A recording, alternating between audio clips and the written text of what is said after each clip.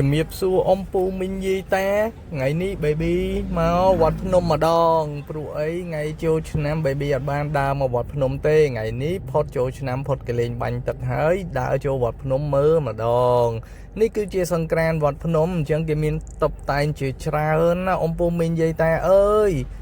ឥឡូវនេះគឺអូនដើរចូលហើយពេលដើរនឹងល្អិលដោយសារនៅលើដីនៅលើអិនហ្នឹងសិតតែមកសៅហើយកន្លែងនេះកន្លែងឆ្នាំទាំង10ពេល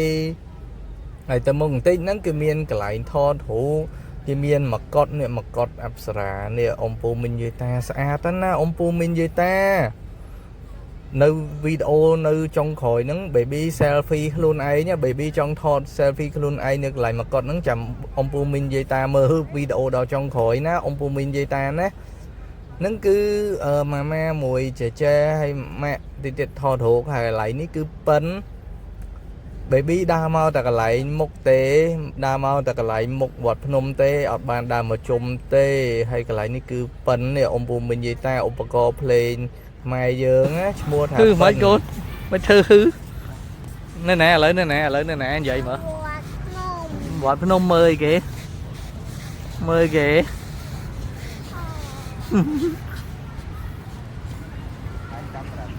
ឥឡូវនេះគឺមកដល់កន្លែងនាឡិកាធំហើយបត់ឆ្វេងបាយឆ្វេងពុបគឺកន្លែងគេតាំងពោះឆ្នាំនេះគឺឆ្នាំម្សាញ់ឆ្នាំពោះហើយអ៊ំពូមីងយាយតាអើយហើយកន្លែងនេះគឺឆ្នាំទៅហ្នឹងគឺនេះពណ៌មាសឥឡូវនេះគឺពោះម្ដងអញ្ចឹងអ៊ំពូមីងយាយតាមើលស្អាតទេពោះពណ៌មាសតំណាងឲ្យឆ្នាំពោះហើយអ៊ំពូមីងយាយតាអើយស្អាតមែនតើនៅវត្តភ្នំអ៊ំពូមីងយាយតាអញ្ចឹងយើងទៅមើលទៀតហើយទីទៀតនេះគឺនេះចង់ជីកន្លែងជីឡាននេះ baby ចង់ជីឡាននេះអ៊ំពូមីងយាយតាអញ្ចឹងឡាននេះ2ជាន់ទីទៀតដល់កន្លែង baby ចង់ថតរូបហើយ baby ចង់ថតខ្លួនឯងឲ្យដល់ថតទេអញ្ចឹងអ៊ំពូមីងយាយតាចាំមើលណា baby ថតហើយ selfie ហើយវីដេអូដល់ចុងក្រោយតែប៉ុណ្្នឹងទេពេលទីទៀតឃើញរូប baby រូបថតចុងក្រោយណាអ៊ំពូមីងយាយតា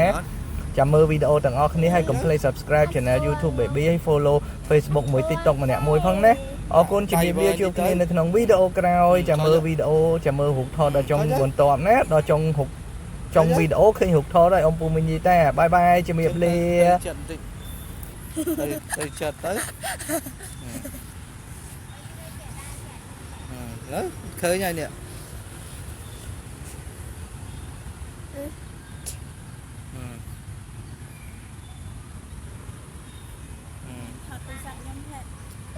ចាចា